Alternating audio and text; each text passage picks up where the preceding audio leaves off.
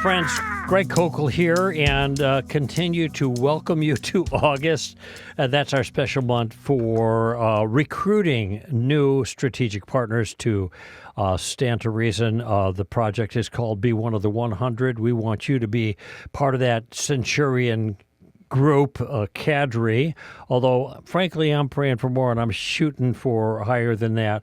Of course, a strategic partner, somebody who's committed to be part of our team in a very special way, financially committed to $25 or $50 or $100 or even more per month to help lay a foundation for us for our financial well-being.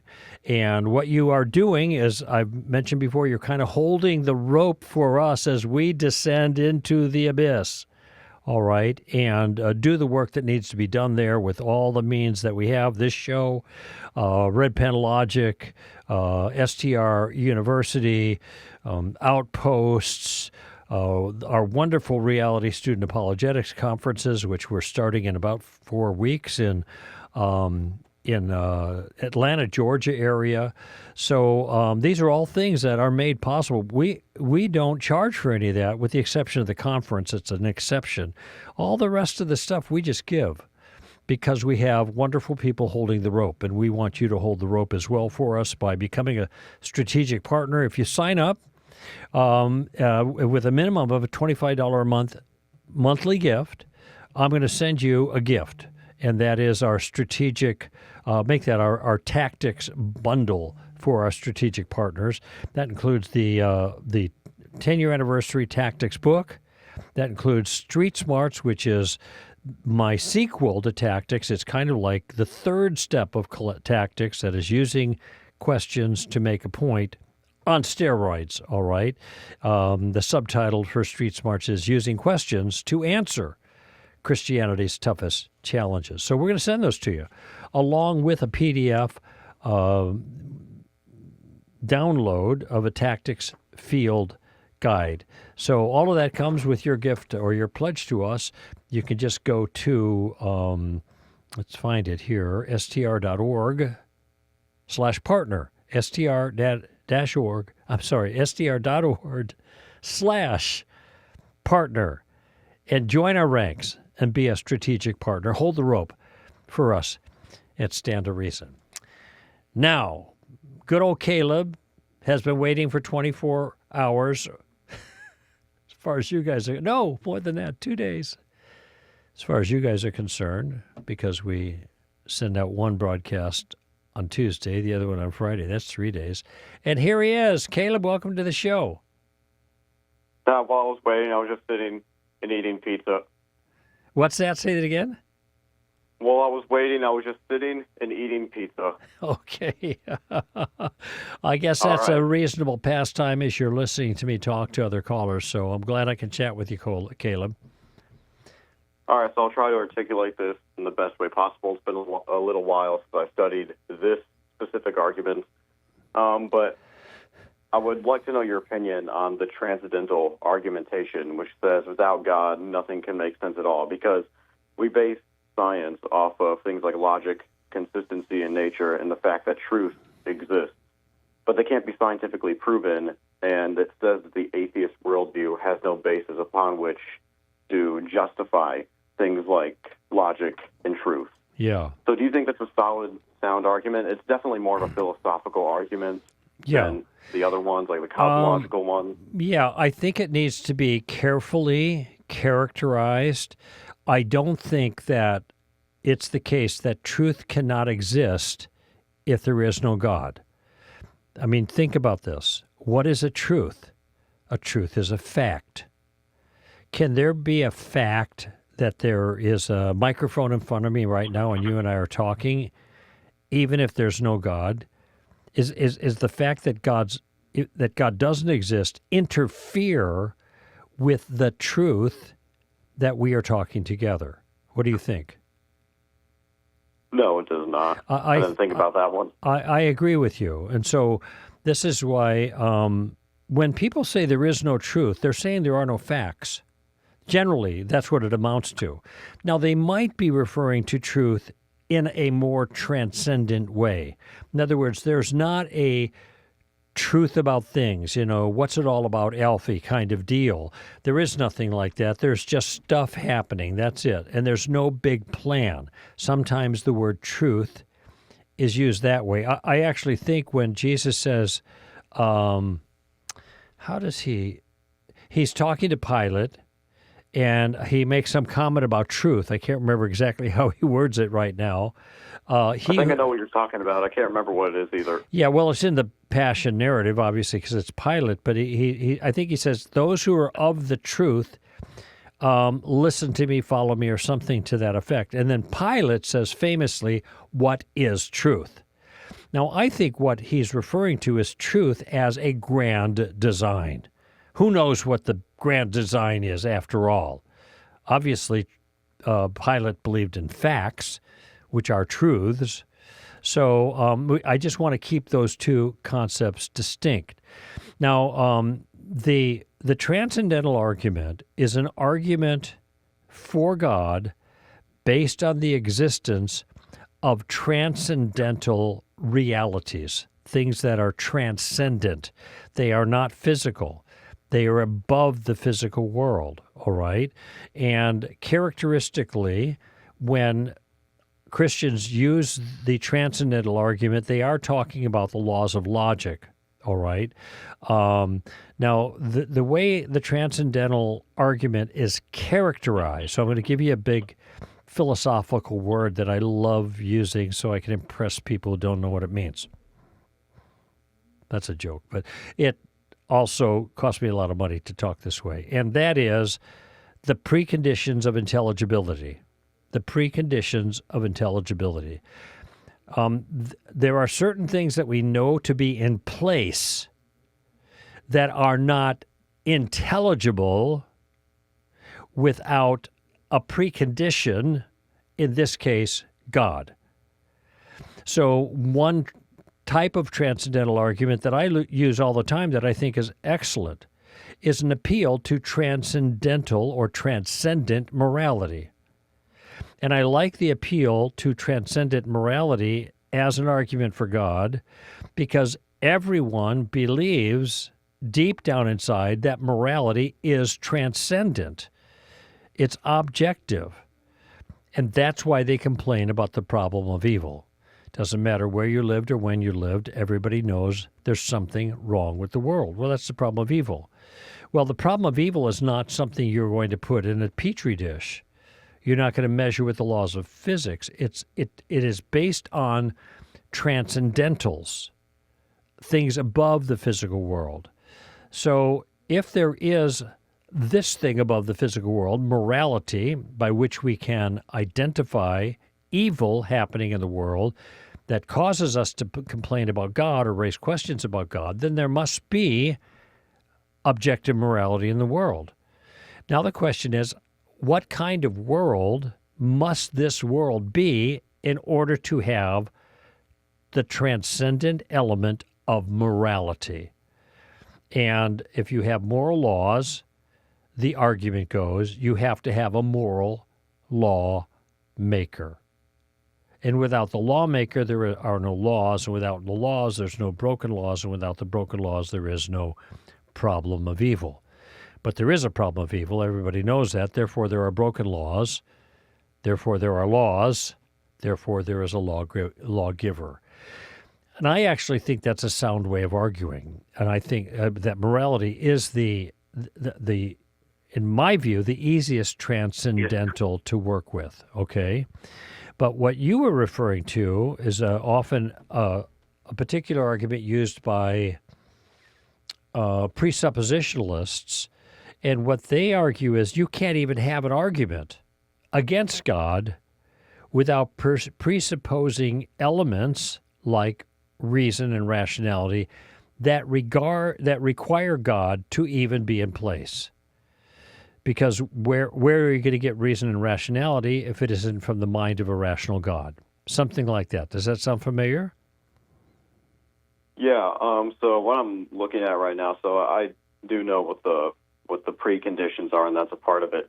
So I actually made a podcast episode about this one time with my friend because my friend is really into this argument. Have you ever heard of Jay Dyer?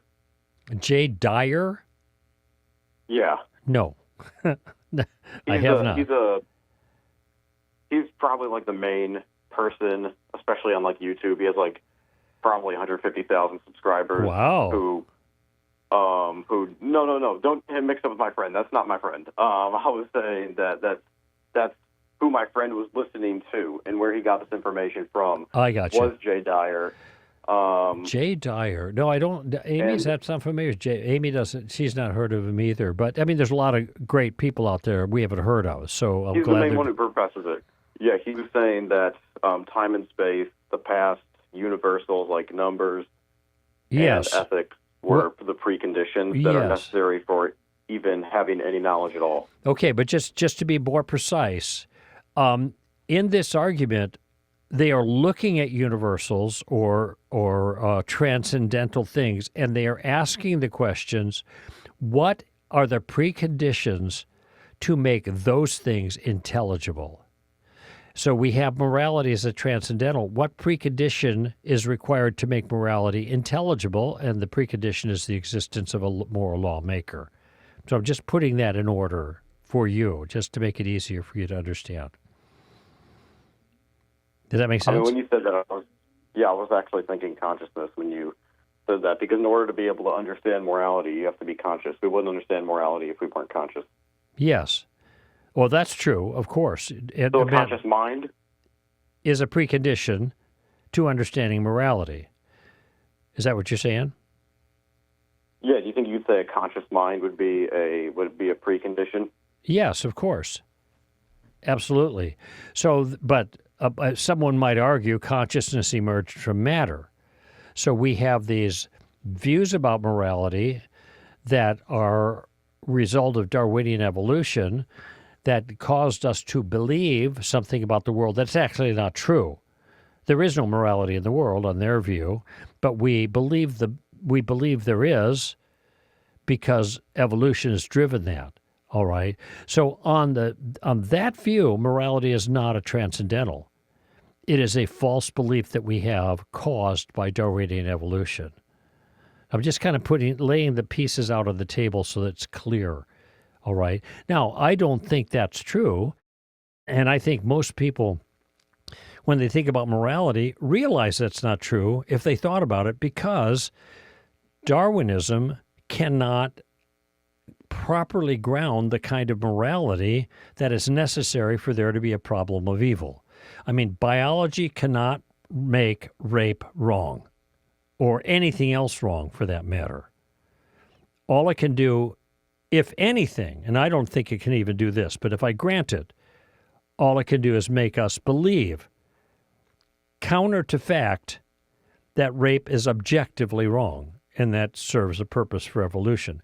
So, the morality transcendental, I think, is a very good argument, because everybody understands there is a problem of evil, and now you have a transcendental that we know exists because of evil that needs to be accounted for. So what makes evil intelligible?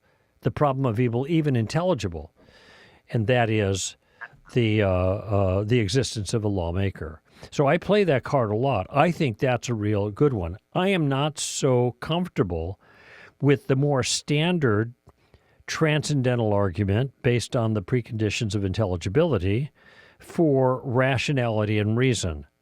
But that is the core one that people who are presuppositional in their approach to apologetics draw on, like Greg Bahnsen, for example, the late great Greg Bahnsen.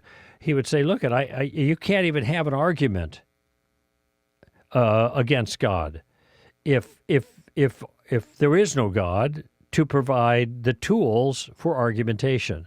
He had a famous debate with Gordon Stein, the atheist, in which and some people have seen that and or heard it, as before there were really videos. But in that debate, he used the transcendental argument against Gordon Stein, and he was quite a master of it, and he seemed to use it effectively. But in any event, this basic transcendental argument, I'm not really comfortable with it. All right. What about logic, though? What about where it talks about logic? So we went over like the morality part, like the ethics part, and yeah, but truth, but what about the logic that's part? the one that I'm not comfortable with, because it's hard for me to imagine a world even without God, in which the law of contradiction or non-contradiction, however you want to call it, doesn't apply. Either A cannot be non-A at the same time in the same way, or the law of excluded middle, either A or non-A. God's either personal or he's not personal. There's no middle ground because of the way things are stated. So I don't know. I mean, there are lots of ways you could talk about this, not just in religion, but it seems to me those are common sense necessities of reality. They aren't, in a sense, they're not conventions of God that he needed to think up in some sense to apply to the world. Now, someone argue these are not conventions; these are just features of God's mind. But I don't know. I'm just saying for myself, I'm not comfortable advancing that argument. That is the necessity of God for rationality. So if I'm not comfortable advancing it, then I'm not going to use it, because if a person says, well, what about this? And then I'm going to say, well, I kind of get your point. And they've undermined my argument. I'm going to use the moral argument. Beauty is also a transcendental. So that would be, I imagine, an argument for God could be developed based on the existence of beauty. That almost sounds like, when you were saying not the existence of beauty, but the fact that there is beauty in nature, that almost sounds like the teleological. Like, look how beautiful this is, look how complex it is, there had to be God. That almost sounds like the teleological argument. Well, like, it's so complex, so beautiful. Well, I guess I'm not following you entirely. Beauty is, I don't hold that beauty is in the eye of the beholder. I think there are things that are beautiful, and you can actually quantify what makes them beautiful. If you look at the human form, there's a certain balance to things that when most people see, hey, that's a beautiful girl, a beautiful guy, or whatever, that's because there are certain characteristics, balance, and uniformity, or what's the right word to be, the proportionality and all kinds of stuff. Their eyes are straight across, they're not up and down in weird ways, So I think that there's an objective element to beauty, and it is not just in the eye of the beholder. There's a subjective element, no question. But beauty isn't just whatever. And so if there is objective beauty in the world, so that when we look at something, we say, that is beautiful, and it's not beautiful because I'm saying it, but I'm saying it because it's beautiful. Well, now you have some kind of intangible that is not just the sum of, it's not just a physical, you're making a comment about a physical thing, but you're not identifying some physical quality in the same sense as molecular makeup. It's an aesthetic quality that you're identifying. And I think an argument can be made, and some people are making that argument, that God is necessary for there to be beauty. There's certainly no Darwinian benefit to what we call beauty. It doesn't register. There's all kinds of beautiful things that have no relationship to Darwinian reproduction at all. So anyway, I think that's a transcendental argument that could be in play. Yeah, that makes sense. Sometimes the stuff just gets kind of like confusing. I mean, I like philosophy, and I even plan on going to school for philosophy, but some of the stuff is kind of hard to follow. But some of it, doesn't work for you? Is that what you said? No, I said it's kind of hard to follow. Oh, hard to follow. So much I get that. And I actually think the moral argument is a little bit hard to follow. I think that of all the arguments for transcendental realities that can be used to argue for the existence of God, I think the moral argument is the best one. But even that I've experimented for years and years with different ways of trying to characterize it to make it more accessible and understandable. And I think I've honed it down pretty well, but I'm sympathetic to that. And that's why for some people, the transcendental argument based on the preconditions of intelligibility is not going to be helpful for them because it's too complicated. Don't use arguments that you don't understand because you're going to get caught crossways. So I'm sympathetic to that. I just think the moral argument as a transcendental argument is really effective because of the universal awareness of the problem of evil, which requires morality to be objective. Yeah, that makes sense. So you pretty much answered my question. I know there's other callers, so I'll let you get to them. But I do got to say this. So I heard that you were saying that some people think that Darwinian evolution could make us think that there is, like it can't make something wrong. So it's sort of like a illusion. Like we just have it in us, but there's no actual Darwinian thing that can make it objectively wrong. So Richard Dawkins' next book should be called The Morality Delusion. Yeah. Well, I don't know of any atheists who have argued this point that have argued that evolution can make a thing objectively wrong. None. In fact, Michael Ruse is the late Michael Ruse. Now I think he died earlier this year. The philosopher, atheistic evolutionary philosopher from Florida State, or maybe it's University of Florida, one of the two. And I've had interactions with him. I was on a TV show. I actually talked to him in the makeup room, but we were on a separate episodes of the same show, and I rode with him to the airport. But I've quoted him because I've got his writings and stuff like that, and he makes it very, very clear.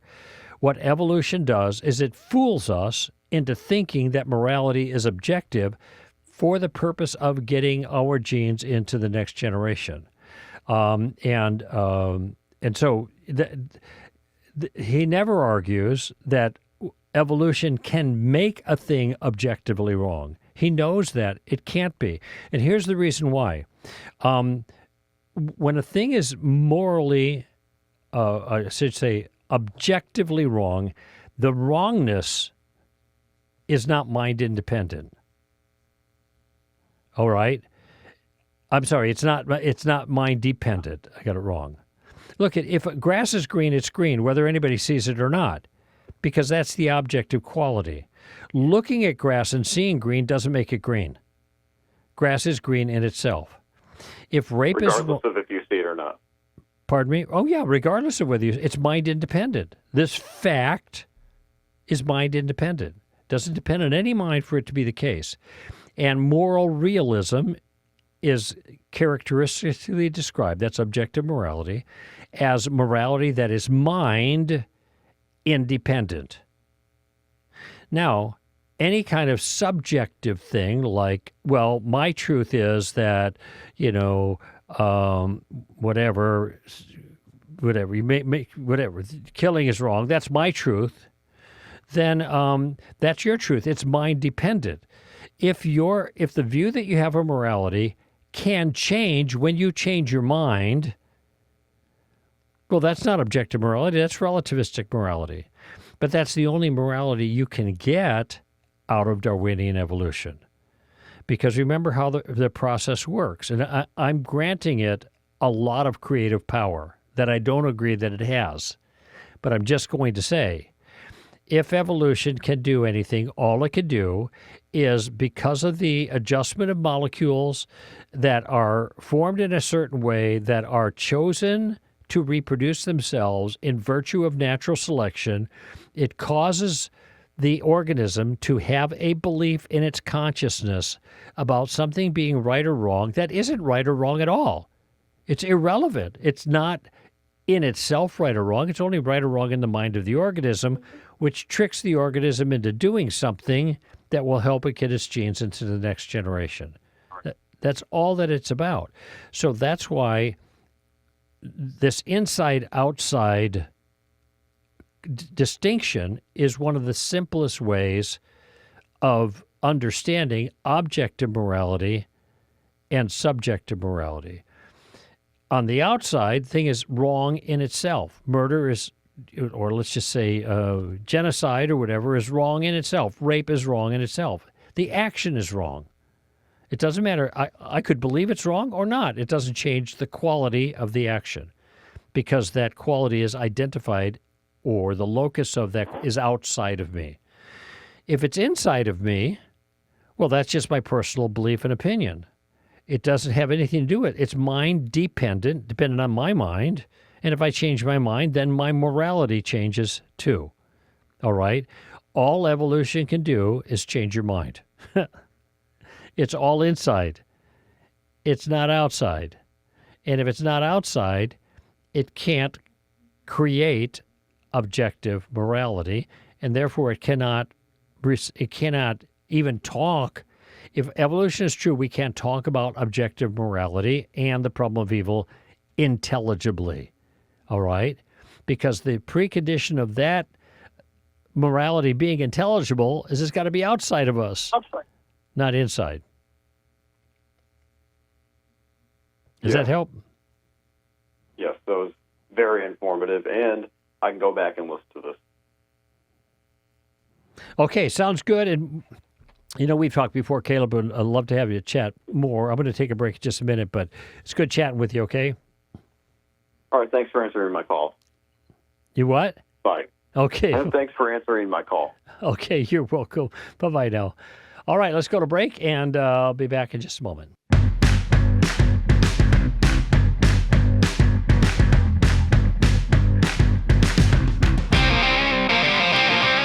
All right, friends, Greg Koukl here, and I want to take some open mic calls, and we got Jim on the top of the list there about scapegoat atonement theory.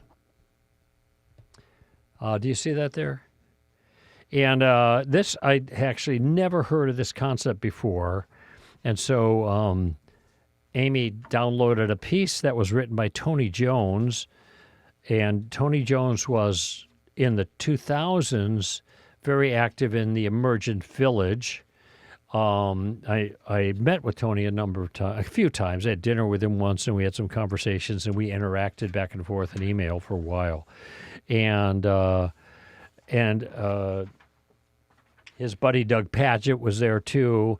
And so here's Tony. He provided some understanding of this view. So let's go to Jim and hear from Jim about the question, and then I'll respond a little bit to the question about scapegoat theory of atonement.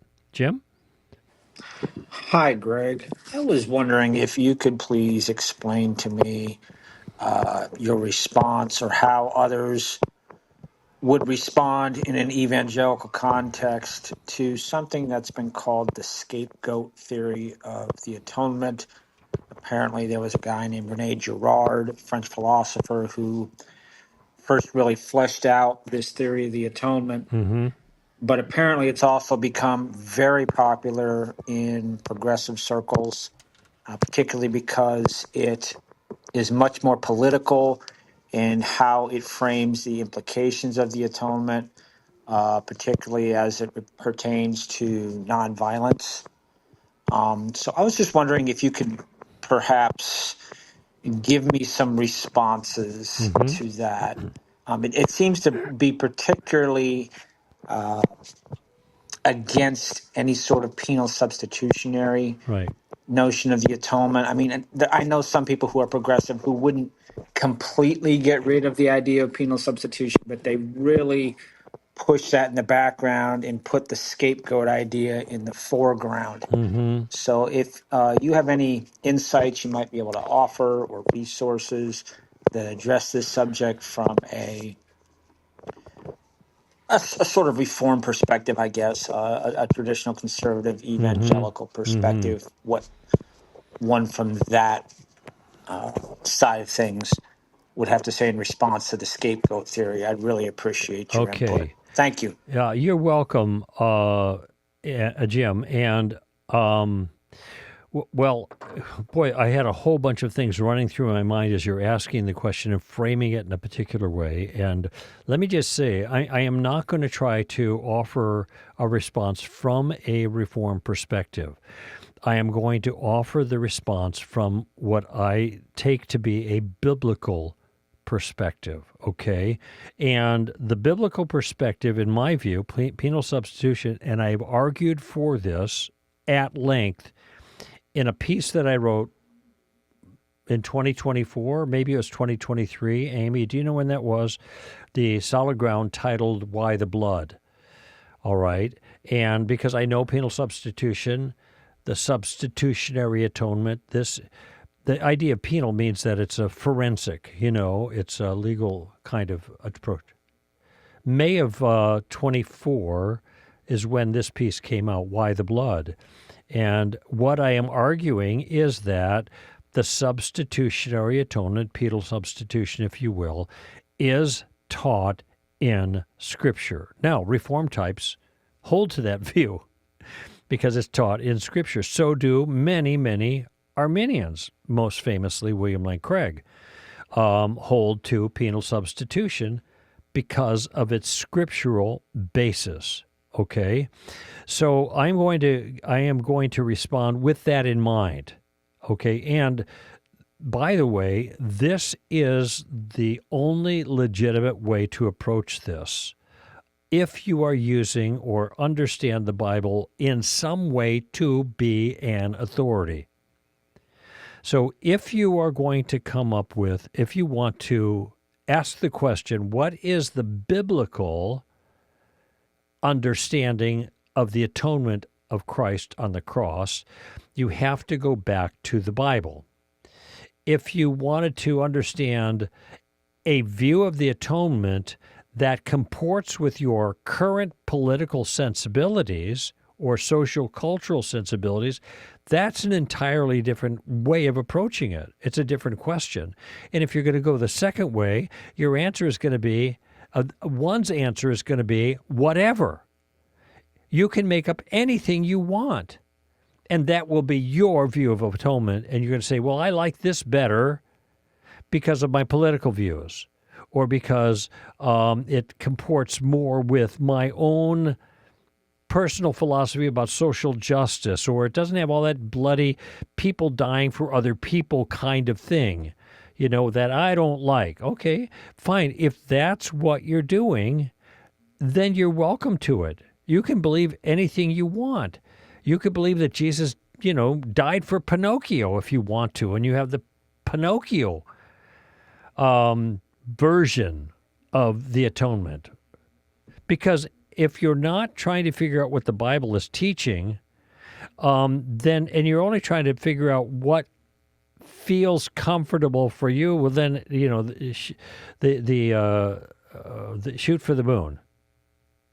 Anything's possible because you're making it up. That's the relativistic approach.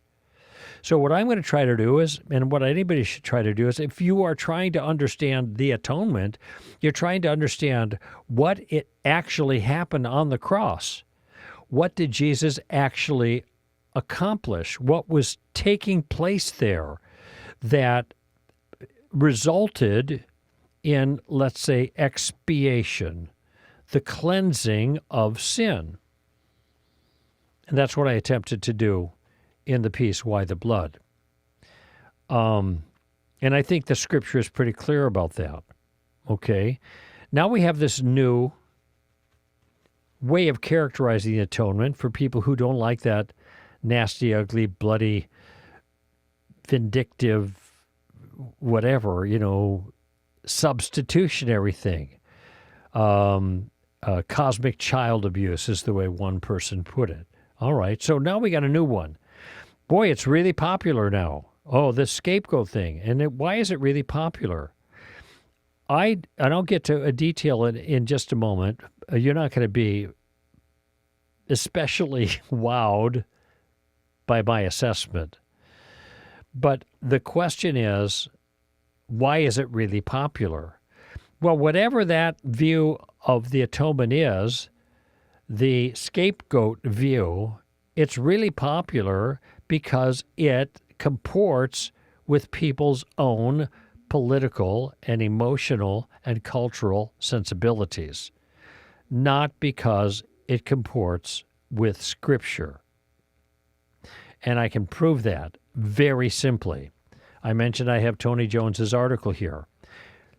I read the whole article, and what Tony Jones ends with, I paused because I tossed it in the trash. It's just one line. Sounds pretty good to me. How about you? That's the last line of his piece. I have 4 pages of this article here, 3, describing what this view is. I will tell you quite frankly and without disparagement, I did not understand it. I guess if I read it a couple more times, it might begin to sink in. But I did not really understand it. But I didn't worry about that because of the way Tony Jones began his article. So I'm reading here. Listen carefully, because you're going to realize why I don't take it seriously as a view of the atonement. In other words, as a view of what the Bible actually means when it talks about the atonement. The New Testament writers, what they meant. Quote, the most recent major player on the scene of atonement theories, pause. Let me say it again because I don't want you to miss it.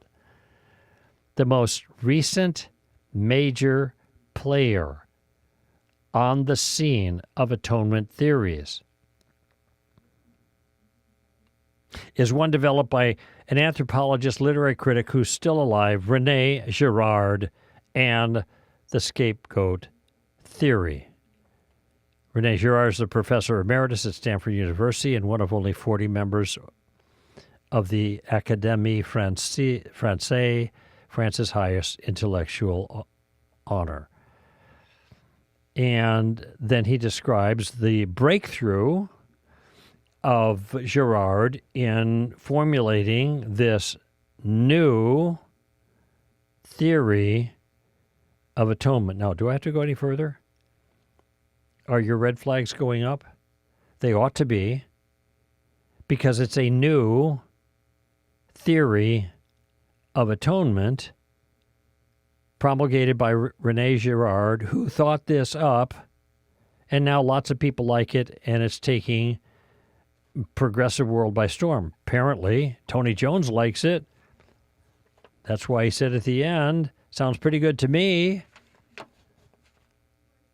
How can this possibly be an accurate characterization of the biblical teaching of the atonement if it took 2,000 years for someone to think it up and then offer, I think, a very esoteric characterization, so much so that I didn't understand it when I read it? I think it's fairly easy to understand substitution. He died in our place. He died in our place. 5 words. He died in our place. You don't need 4, 5, 6, 10 pages. That's substitution. You know, either Jesus pays or you pay. That was the way I put it sometimes. He made him who knew no sin to be sin on our behalf, that we might become the righteousness of God in him. That's 2 Corinthians 5:21. So there are lots simple ways of putting it, and lots of statements in Scripture. I just mentioned one that characterize it, which, I don't know, sounds to me like those are good reasons to think it's accurate to the Scripture. Because we can understand it, and it's consistent with the, sacrificial system of the Old Testament, though they trade on that in the scapegoat theory. But why did it take 2,000 years to figure this out? Oh, we finally got it. René Girard finally figured it out. Now let's take a while and try to figure out what he figured out. because it's not the same as penal substitution, which we don't like. So this sounds good. I like it. Sounds good to me. Sounds pretty good to me, Tony Jones. So when I read the first few lines, I realized that what the problem was here.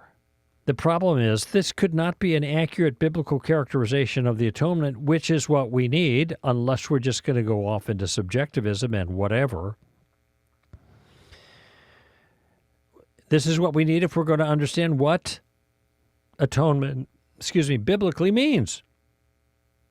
But if this view was just developed by a really smart guy, part of the Académie Française, my French is not so good, is it?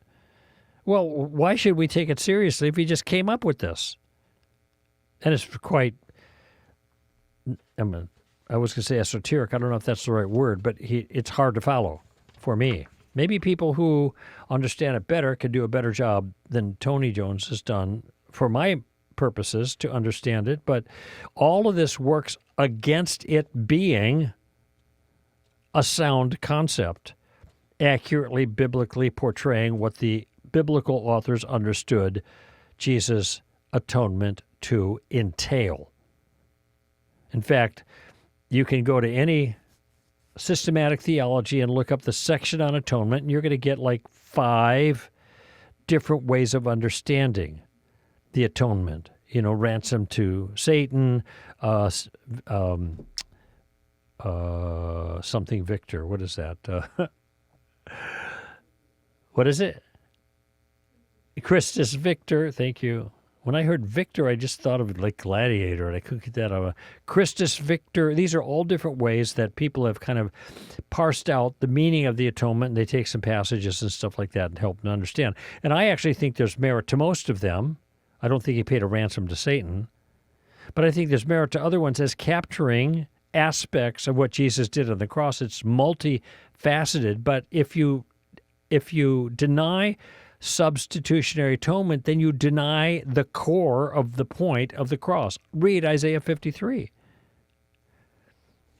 It's so obvious to me there, and I spent some time in the article, Why the Blood, parsing out Isaiah 53. Well, I didn't even parse it out. I just quoted it because it's so obvious. Surely our griefs he himself bore, our sorrows he carried.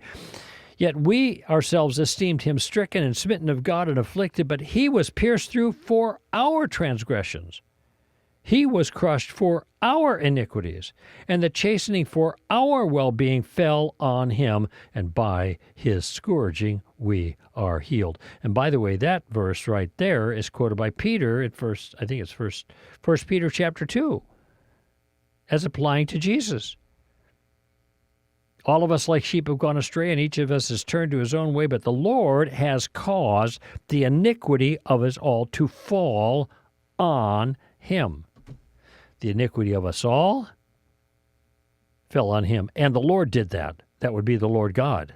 That would be the Father. I mean, I don't know. I could keep reading. I just went through verse 6. Goes on through, 8 more verses? 7 more verses. And when I say verses, I mean 7 chunks. Lots of verses there, lines of Scripture saying the same thing. How could anybody deny that? It's just so obvious. Oh, we don't like it. Okay. I like the scapegoat version better. All right, you're welcome to it. I didn't know what Jesus did. Isaiah knows what Jesus did. Peter knows what Jesus did. Paul knows what Jesus did. Jesus knows what Jesus did. And it wasn't a mere scapegoat. It was a substitutionary atonement. Anyway, so there you go, scapegoat theory. I'm sorry I can't tell you, and here's what it is. I couldn't get it. I couldn't figure it out. But if it's new, it's wrong. Right? Right, Amy? If it's new, it's wrong. You don't want to get creative theologically after 2,000 years. Like you're the person who just finally figured it out. Not good. All right, let's see. Caught by surprise. Maybe we'll just go down the list one more. Who's next? Okay, let's add.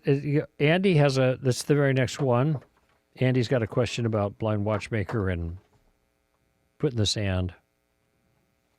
Let's hear from Andy. Listen to you respond to the scenario of a naturalist using circular reasoning to suggest that science will always have the answer and it could never be God.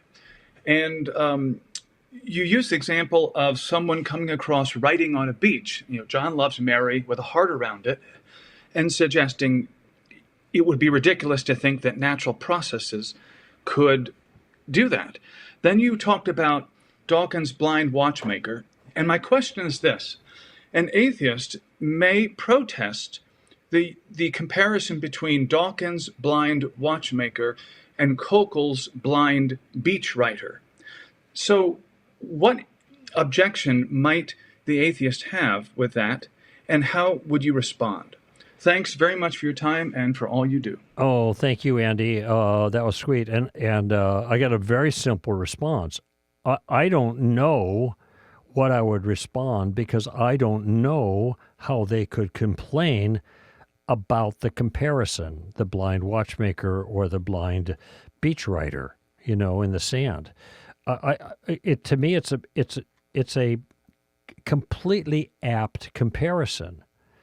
What we see in just a two-dimensional drawing on the sand, John loves Mary with a heart, is very simple.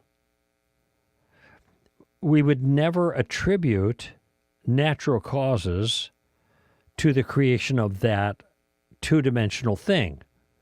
Partly because it's very precise. It's a heart. I mean, it's so easy to see. Now, gee, can you see a heart in a cloud sometime? Yeah, I guess so, but you have to look hard, right? It's not going to be really obvious in most cases because it's just accidental. It's not a heart at all. But then when you add words that have meaning, then it's entirely different because no natural process is going to be able to provide words with meaning. And the reason is because the meaning is outside of the physical stuff. So I remember the very first time, maybe it was one of the very first classes I had in 1993, right when we started Standard Reason. I was just starting my MA philosophy under J.P. Moreland, and Stephen Meyer was giving a lecture. And it's so vivid to me. Stephen held up a piece of paper, and it was his notes or something, a flyer, I don't know what it was, but there was obviously writing on it. And he said, I could understand every physical quality of this paper without error, omnisciently, every single fact about this piece of paper and the ink and the size and the weight and all that. And I will never know what it says. Now, the reason, of course, is because the meaning is not in anything material. It's in the code. And you have to be able to understand the code in order to be able to understand the meaning that the ink on the paper in code points to. It's a token. It's pointing to what's called a type, something outside of it. So that makes the point that information is not physical. Information is not physical. But here you go, John loves Mary, that's information. And even though it is spelled out on a physical surface, the information, what it says, is not physical. And by perfect parallel, you have a much more complex code on the DNA double helix that spells out instructions for building proteins in very precise ways, and not just ordering the order of the amino acids, but this order of the amino acids in a very specific way. It's kind of like letters on a string. Think of like pearls on a necklace, except for each one is a letter and it spells words out. And those words are instructions for that string to fold over in a three-dimensional form in a very particular way. It's called a tertiary structure, so that it makes it into a little machine or a part of a machine that connects with something else, and then it builds machines in your cell. All right, now that is the same kind of thing that we're talking about with John Loves Mary, but much, much, much more complex. And so this is a way of arguing called a superiori, which means from the lesser to the greater. If the lesser thing, John Loves Mary, clearly requires intelligence to account for its existence, then the much greater evidence of information requires the same amount of evidence or intelligence as well. Now, what would the atheist say in response? I have no idea. I honestly can't even imagine what they would think of, what they would say, how they would push back. I mean, they probably will, but, this is pretty compelling. And there have been ways of trying to explain the information on the DNA double helix in a materialistic way, and Stephen Meyer has responded to that in his book, The Signature in the Cell.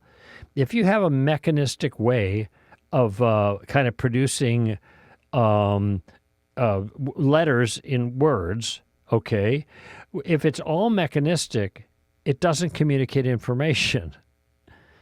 It's like a mantra, I ying, I ying, I ying, I ying, and it's mechanistically reproducing the whole thing. It can't produce It can't produce information. They've tried to make this work, and it hasn't worked. It's called biochemical predestination, but it's not worked. So you can come up with all kinds of naturalistic explanations, and okay, fine, put them forward. Let's see if they work. They don't. They just don't. And that's why the information, the functional active information that builds little machines in your body, bots of sorts, inside the cell, are great evidences for intelligent design to a much greater degree than the evidence of a heart on the sand with the words John Loves Mary is evidence for an intelligent designer who scrawled that simple image on the sand. All right. Now, I have one other comment regarding something you said, Andy, and you said that on this view, science will always have an answer. Okay, and you mentioned that this is circular. It actually isn't science that's in question here. It's not that they think science will have an answer, but they think that their philosophy, their metaphysical philosophy, will provide an answer. Okay, science on its own, if you look at the methods of science do not dictate certain outcomes, certain interpretations. They just help you understand how the processes work. You must then infer from what you see appropriate causes, okay? So when you see erosion on the forms on the cliff or something, well, it's entirely legitimate to say, well, wind, rain, etc., have caused this erosion, okay? Because that's an adequate answer. But it's not an adequate answer for John Loves Mary, and it's not an adequate answer for the information on the DNA double helix. All right? It's just not, because you can't get that. We know universally when we see things like that, it's always a result of an intelligent designer. So it's not science that's the problem. Science won't always have an answer.